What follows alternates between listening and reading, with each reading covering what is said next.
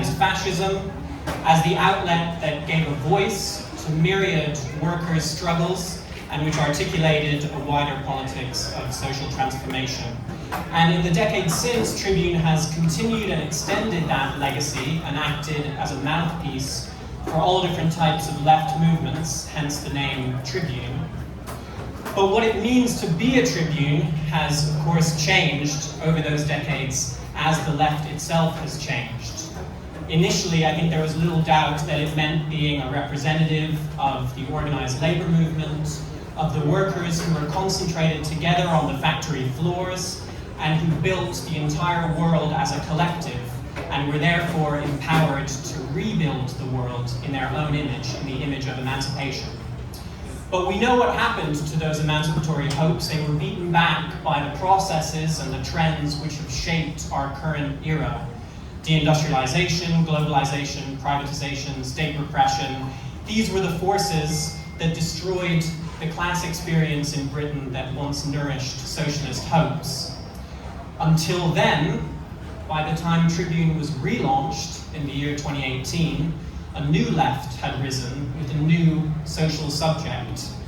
In this country, obviously, Corbynism represented an insurgent left populism that juxtaposed the people to elites and the many to the few as the new subject that would then contest power at the national level. We know then what happened to those subsequent socialist hopes. I'm sure many of us are still talking to our therapists about it on a weekly basis. They crashed against the rocks of the 2019 election when Boris Johnson claimed the mantle of the people and swept up votes in deindustrialized constituencies. So that's a way of describing where we are today in the aftermath of that double defeat. First of the classic agent of socialist transformation, and then of the people who rose up as the successor to that agent. This is the situation that we're describing as late populism. You could say that during the 2010s, the age of early populism, the left and the right were in structurally equivalent positions as outside insurgent forces who were trying to break into the realm of mainstream electoral politics. Whereas today, the day of late populism, the right has more or less succeeded in breaking into established institutions, capturing them, controlling them, whereas the left is locked outside and is searching for a new subject in the aftermath of both the old traditional working class and also the people who proved too diffuse, too amorphous to keep together as a group in the face of the establishment onslaught.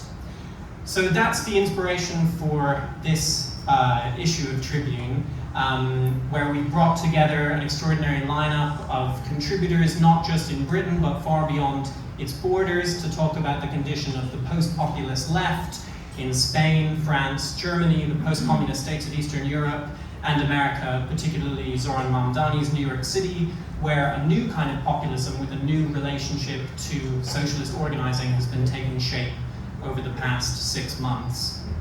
And I think the paradox here is that by facing up to the novelty of this moment, by embracing the unprecedented aspects of this moment, we return to the original socialist promises that inspired the founders of Tribune back in 1937, and we allow their traditions to echo in our present. So that was the beginning of a project at Tribune, which this summer issue is an attempt to articulate, and it's a truly collective project with some of the people who are now going to address us here tonight. I want to hand over first to our senior editor, Barnaby Rain, who's been a great collaborator and co-thinker in conceiving of this.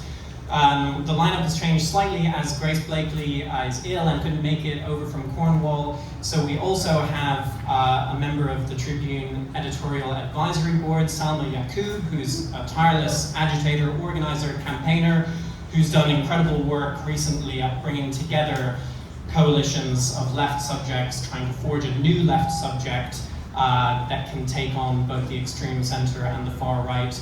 And we also have our new staff writer, Matt Kennard, one of the country's leading investigative journalists. So I will hand over first to Barnaby.